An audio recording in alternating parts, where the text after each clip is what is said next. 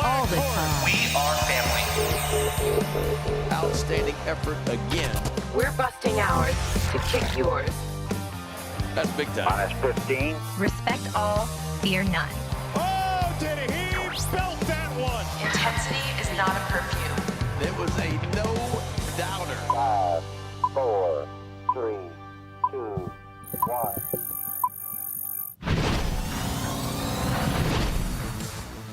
We are up in the bird's nest here at Oriole Park at Camden Yards. I'm Brendan Mortensen alongside Matt Bonaparte for our first bird's nest of 2024. Exciting stuff. Yes, sir. The new year. Woo! I'm pumped. Back after a holiday break. Hope you all had a wonderful holiday season and a good start to your new year. Thanks for starting out the new year with us. Bones, how was your holiday? It was lovely, man. time off. It was good to be home. Now back in the lovely Charm City. I'm happy to be here. Yeah. How was lovely yours? One. Just lovely. Glad to be back. Our whole thing for the episode today is to go over some New Year's resolutions for the Baltimore Orioles. And before we started this show, Bones looks at me dead in the eyes and says, well, quite frankly, I don't believe in New Year's resolutions. I'm a birthday resolution kind of guy. That's... Explain. Instead, it's pretty self-explanatory. No, I need the explanation. All right. Instead of you doing it on New Year's, you do it on your birthday. Okay. That's it? That's Yeah, the whole thing. shtick? Yeah, that's the whole thing. So when everyone... I was just going against the crowd. Really. When everyone was zigging, you were zagging. Yeah, it's going against the crowd. You know, everybody's making their resolution. The percentage of people who will follow through on New Year's is very low. On your birthday, there's not a lot of people doing it. It's probably higher. So you're just trying to get in the majority of... Well, I know what, I'm going to follow through. Oh, you're confident in that. Yeah, of But your course. New Year's resolutions, you're My not resolution this year was to learn to shuffle cards.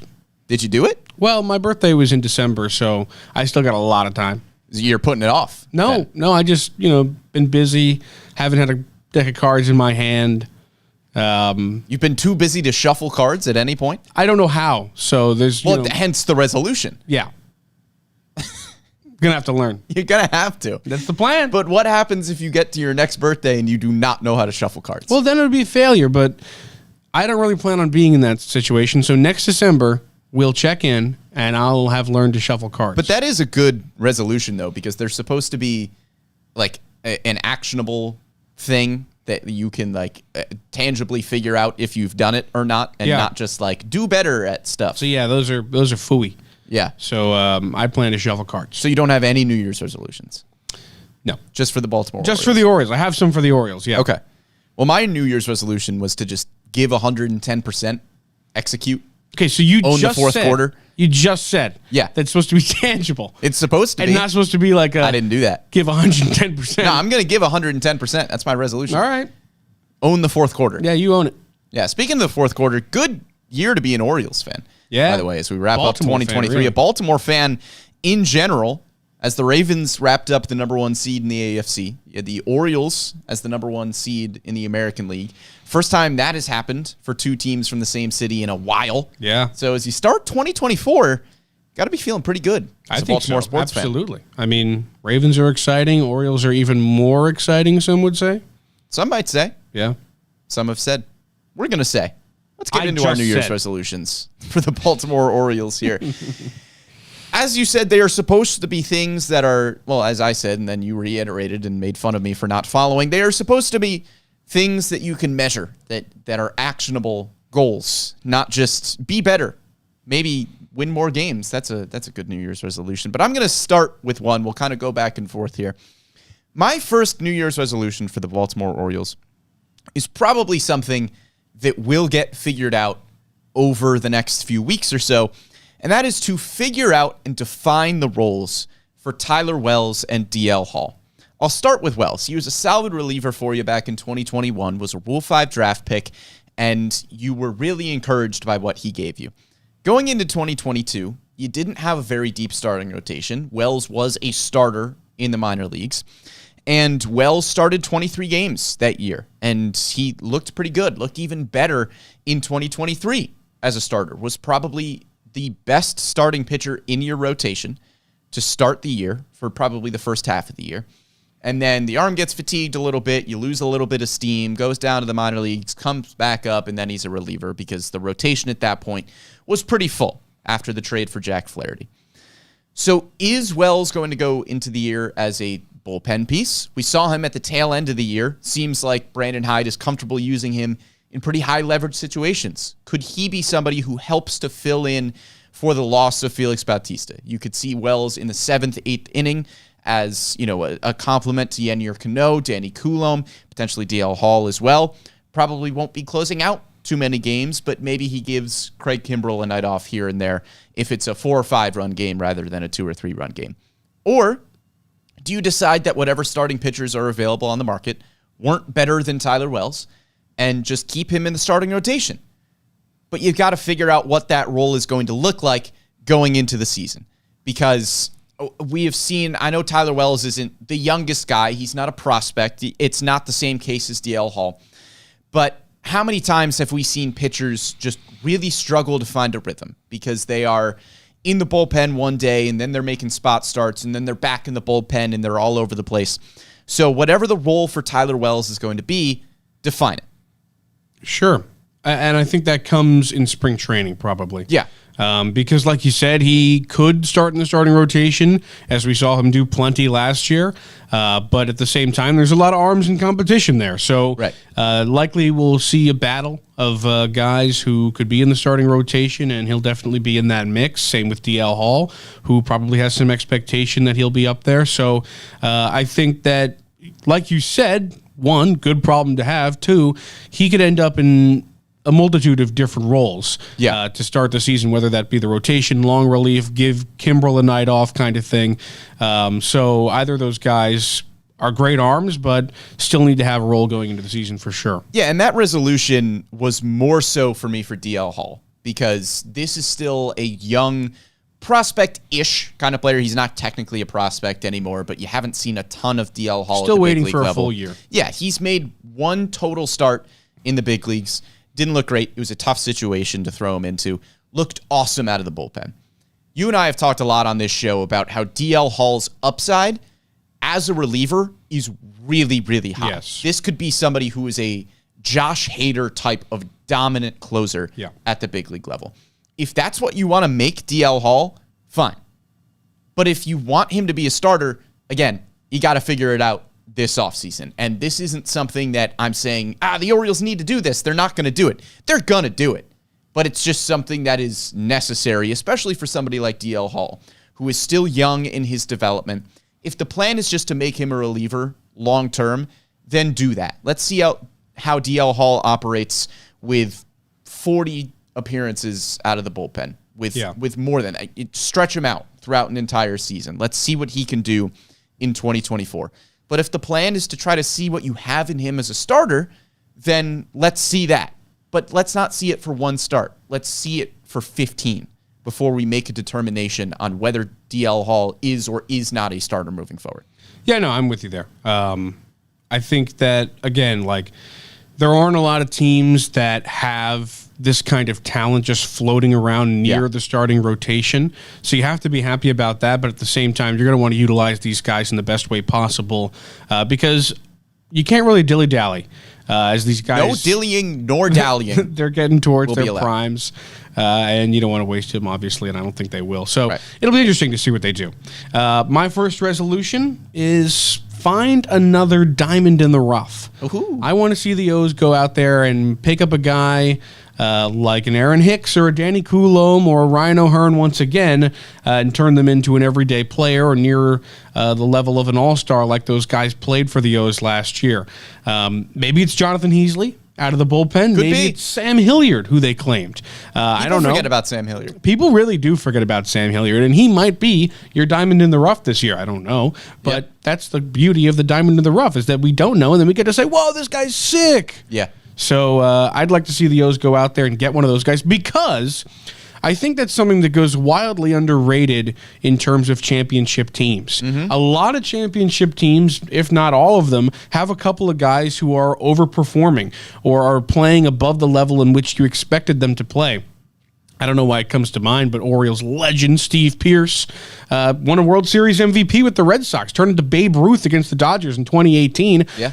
Nobody expected him to do that, but he did, and he was huge for them that series. So that's just an example of a player going out there and doing it for a playoff team. And I think for a team like the Orioles, who are trying to continue after a really, really strong 2023 season, you're going to want guys who can do that and give maybe your stars a night off and come out there and pretty much give you the same exact kind of production. So go out there and get me another Hicks, O'Hearn, Coulomb in the bullpen, a Cano like this year. Maybe not that level because he's been fantastic, but that would be great.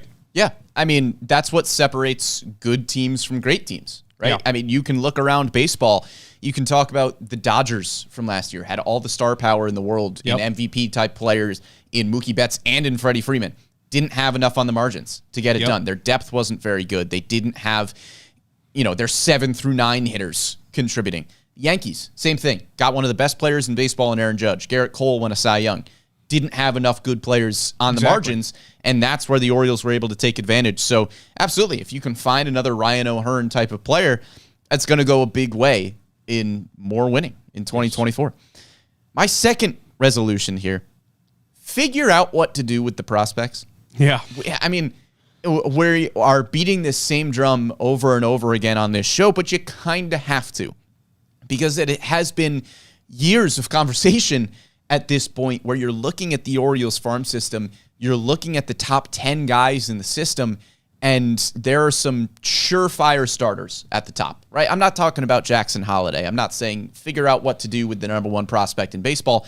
I have a good idea. You start him every day whenever he is ready to get the call up to the big leagues, which could be opening day. I'm not even really talking about Colton Cowser or Heston Kjerstad or Kobe Mayo. I think those guys, when they are up, Mayo especially probably out of that group, is going to get pretty consistent reps, you would have to imagine. Cowser and Kjerstad, I think, fall a little bit more into the category of, Cowser, Kjerstad, Ortiz, Norby. What does their role look like in 2024?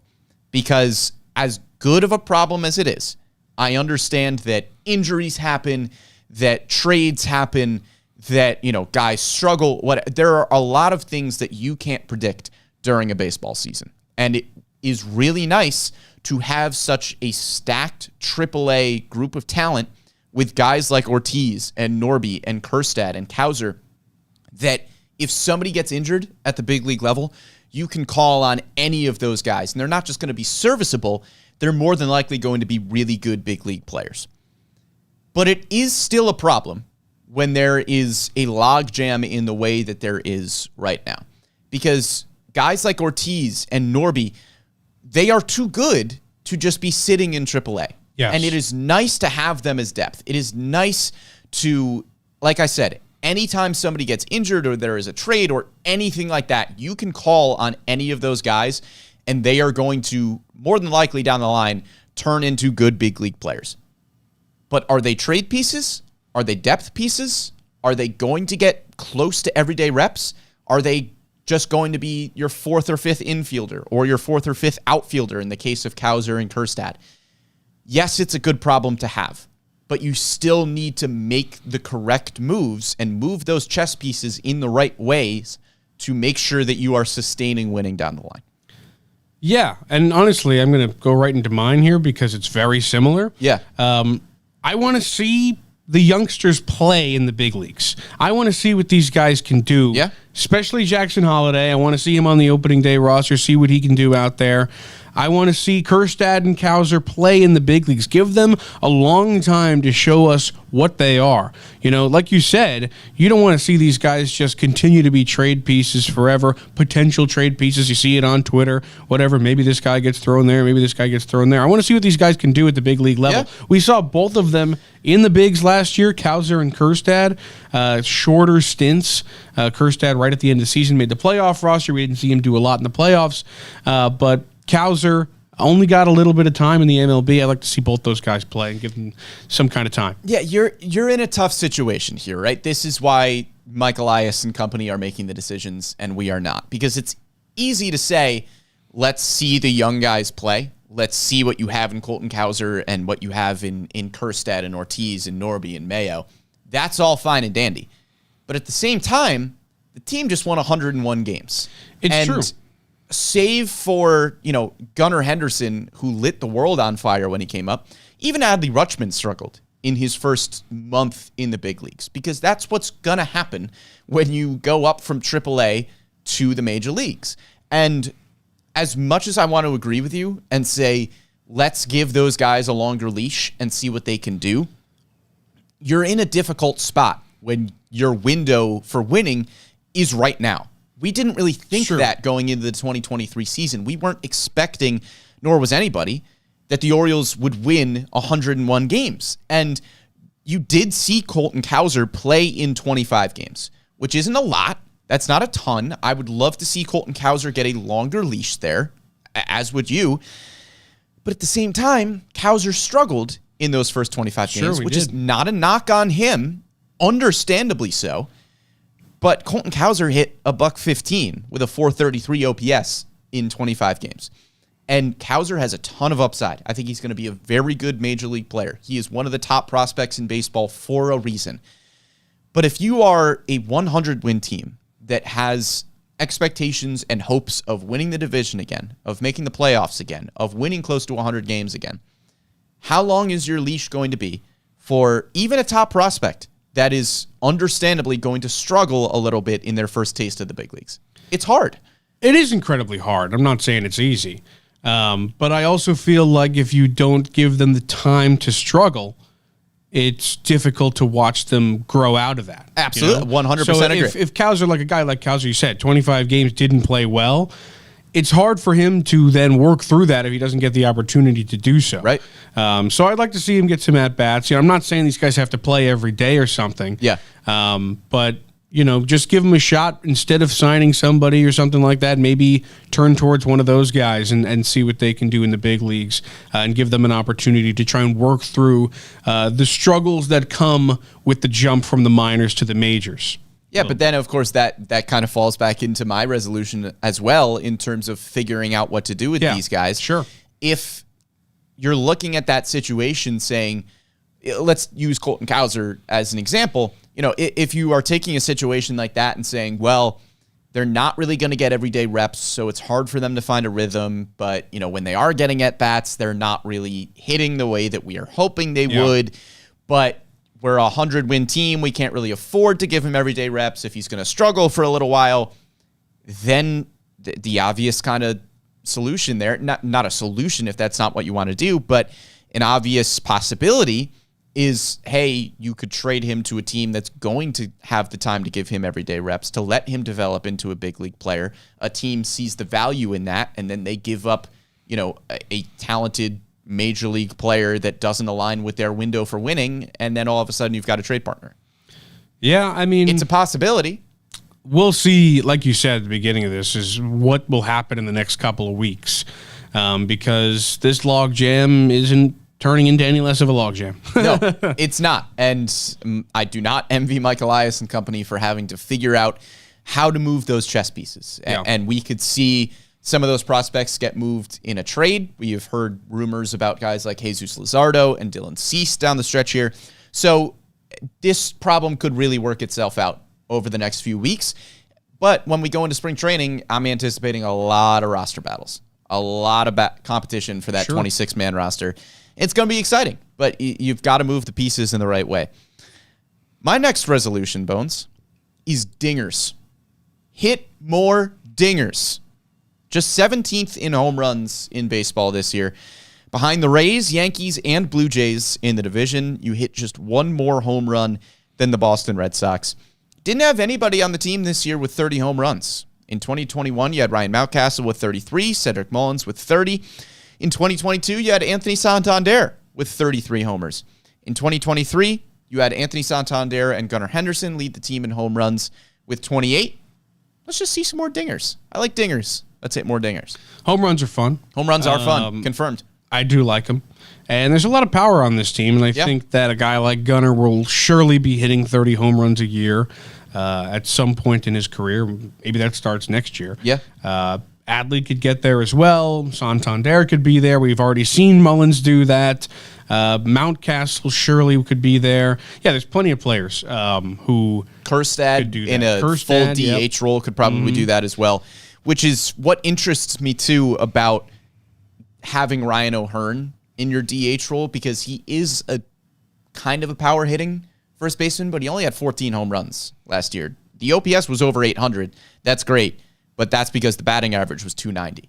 So I will be interested to see if the Orioles kind of go back to that more traditional designated hitter role of just guy who hits dingers.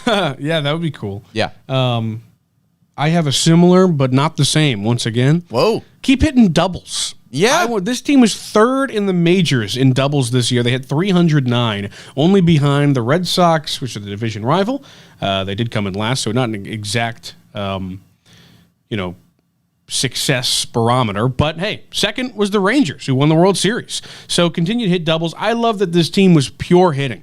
They hit a ton of home runs, not a top half in the league, so we would like to see more of those. But I like that this team wasn't a home run or strikeout team, is that they got on base, they hit a lot of doubles, they moved guys from base to base, got guys home, played some small ball. I really, really like that this team had 3 guys with 30 or more doubles, 9 guys with 20 or more doubles. Yeah. A lot of really good hitting players on this team. I want to see doubles and I want to see home runs. Yeah, and again, I'm nitpicking with the 30 home runs thing, because that's literally just a round number, and you had 2 guys that hit 28 home runs. But there weren't a lot of things dating back to last year that I looked at and said, man, the Orioles really need to get better at that in 2024. That's kind of what happens when you have the second most wins in baseball. And to your point, they were hitting a ton of doubles. They were 10th in all of baseball in batting average, which is great. And we're going to see guys get called up this year that hit a lot of doubles in 2023. Jackson Holliday is a really good gap-to-gap power sort of hitter. Not sure if he's going to hit 25 homers at the big league level, but I think Jackson Holliday is going to hit a lot of doubles. You had Kobe Mayo and Connor Norby, who each knocked 40-plus doubles last season down in the minor leagues. Those 2 guys, again, I mean, Kobe Mayo could hit 30 home runs if he is an everyday sort of player down the line. Connor Norby could hit 25, but those guys both have really good gap-to-gap power as well. So good resolution to keep hitting those doubles. It's good work there. I've got another one in a team area of improvement that I would like to see from the Orioles, and that's to steal more bases. It is kind of shocking how few bases the Orioles stole this year. I mean, they were 16th in baseball, which is right around middle of the pack. That's fine. But when you talk about the Orioles, especially in 2023, what was kind of the narrative around them? It was that they were a really young, fun, athletic team. And when you thought of the athleticism, I suppose you can just kind of think of it defensively, where you had a bunch of guys that were capable of playing multiple positions. You had a really fast outfield. It was just a good, young, athletic team. But you only stole 114 bases on the season, which was 16th in all of baseball. You had Jorge Mateo with 32 steals. You know that's what Jorge Mateo gives you. But nobody else had more than 20. I know Cedric Mullins was hurt for a good bit of the season, but Cedric Mullins had just 19 stolen bases last year, which is kind of shocking given the amount of steals we saw around baseball this year with the rule changes and everything else. Cedric Mullins is somebody who could very easily steal 30-plus bases a year. He stole 34 in 2022, 30 in 2021 during his 30-30 season. And then you're losing guys that were your biggest base-stealing threats, but they weren't even really base-stealing threats. You had Adam Frazier, who was 3rd on the team in steals with 11. Yeah, that's crazy. 11's not a lot of stolen bases to be 3rd on the team. I would not have guessed he was 3rd. Aaron Hicks was 5th on the team with 6 stolen bases. After Cedric Mullins with 19, you had Gunnar Henderson with 10 steals. I think Gunnar Henderson can nab a lot more bases than that. Austin Hayes had 5. Wow. Which is weird. Yeah. Because Austin Hayes is fast. He is fast. He's objectively one of the fastest players on the team. Cedric Mullins is also really fast and had back-to-back seasons of stealing 30-plus bases. Let's get aggressive on the base paths here, fellas. I mean, Austin Hayes had 6 steal attempts He was only caught once. I mean, That's shocking to me. you got to imagine as the game leans more towards stolen bases, they'll be there as well. Yeah. But that definitely is an uncharacteristic year for them in terms of bases snagged. Because I mean, if you look at the team top to bottom, just in terms of speed, I'd say they're a pretty fast team. That's what I'm saying. Like the Orioles were a very athletic team. Yeah. That is the entire conversation around them last year. Steal more bases. Yeah, I like What's that going tape. on? I like that My resolution. voice is getting really high. Yeah, they do need to steal more bases. Steal more bases. My final resolution here is one that is a little bit less quantitative and More of a vibes? more of a vibes. Okay. And this is kind of like the feel of the league a little bit. I want to see the Orioles further establish themselves as one of those teams in Major League Baseball that can pull arms out of nowhere and make a guy an elite arm from nothing. They do be doing that. Yennier Cano did it last year. Danny Coulomb as well. We've talked about them ad nauseum at this point. Yeah. I think that they're pretty much already on that track. I just want to see them further establish themselves as a team like the Rays or the Dodgers or even the Guardians, who can just kind of say, oh, yeah, that guy, he's now throwing 105 and has a sinker that goes across the zone. Yeah. So, because I think that's something that just brings a lot of wins. And we've seen a team like the Rays, a division rival, go out there and been doing something like that has gotten them a lot of success. Yeah. So many guys on that team you've never heard of before come out of the pen and are just elite. We saw it with Robert Stevenson, who we talked about on this show. Yep. He wasn't a nobody when he got to the Rays, but when he did, they turned him into an elite arm. Yep. So I really would like to see the Orioles continue to position themselves into a spot in which they're one of the feared teams in terms of, okay, they just got this guy who's got some good stuff, has some things to work out, but they're going to get the job done, and he's going to be at least a near all-star potential player like Yennier Cano was this year, an all-star in Seattle. Yeah, here's what I'd say to that. I think I'm with you on maybe the general conversation piece of it, where, like you said, you always hear about the Rays, the Dodgers, the Yankees, the Guardians, where they take a reliever and it's like, great, here we go. I mean, you see it with the Rays in like even the Tyler Glasnow trade, where they got a few pieces back, and it's like, great, they just got an all-star starting pitcher for the next 5 years. And also they did it 2.20 with ERA. Glasnow, who was talented Right. when he came from Pittsburgh, but he didn't even play that much in Tampa. And then, he goes and gets an extension like that with the Dodgers because of what Tampa did to him and what the Dodgers can do to him. I will say to that point, I think probably the conversation around baseball, if you are asking other organizations, I'm sure the Orioles probably have that reputation. Sure. at No, this I'm just point. saying, I think, I'm not in- talking in terms of MLB front offices. Right, in general conversation. Exactly. I'm with you on that. But we have seen the Orioles do it with Felix Bautista, with Yennier Cano, with Danny Coulomb, with Tyler Wells, a Rule 5 draft Plenty of pick. guys. So I think other front offices around baseball are probably looking at the Orioles, knowing that they can do that. Yeah, absolutely. But to your point, you probably need a little bit more of a track record. You need more of guys like, Clay Holmes with the Yankees, of guys, like the Rays. You mentioned Robert Stevenson there, with Evan Phillips with the Dodgers. You need a couple more years probably of that track record for, the media to understand that, yes, the Orioles Or the casual fan. or the casual fan to say, yes, the Orioles do deserve to be a part of that conversation, because I would say they are. Yeah, I think they are in that so group too. of But teams. again, I'm talking about people who aren't us or MLB front offices. Yes. Well, those people should tune in to the Bird's Nest. It's true. And then they would know that the Orioles are a part of that conversation. Well, we really thought on this show, after a week off, that we would be bringing you some sort of hot stove news, whether that was Orioles related, AL East related, anything like Nothing. that. The stove has been not even lukewarm. Quite dormant. It hasn't been a lukewarm stove. I mean, you had the big Yamamoto deal to the Dodgers because of course you did. Really, the only other moves of significance around the AL East, you had Isaiah Kiner-Falefa going to the to the Toronto Blue Jays. The Red Sox traded Chris Sale to the Atlanta Braves. That was a big AL East move. They get Vaughn Grissom back. Outside of that, I mean, Frankie Montas goes to Cincinnati, so he won't be with the Yankees anymore, but I don't think the Orioles even saw him in a Yankees uniform, or if they did, it was maybe for a start or two. Not much. Yeah, there just hasn't been any. I mean, honestly, the biggest news is guys leaving the division. Yeah. Like Sale and Montas, but and honestly, the Yankees not getting Yamamoto. Yeah. But, I mean, Jack isn't much. Flaherty went to Detroit. I think we briefly mentioned that. I don't know, man. The There has stove not is been a not lot. is not producing a lot here, unless we want to talk about Cody Morris to the Yankees for a while. I don't want to. I don't want to either. I mean, they've got Jeter Downs. Then it's cool.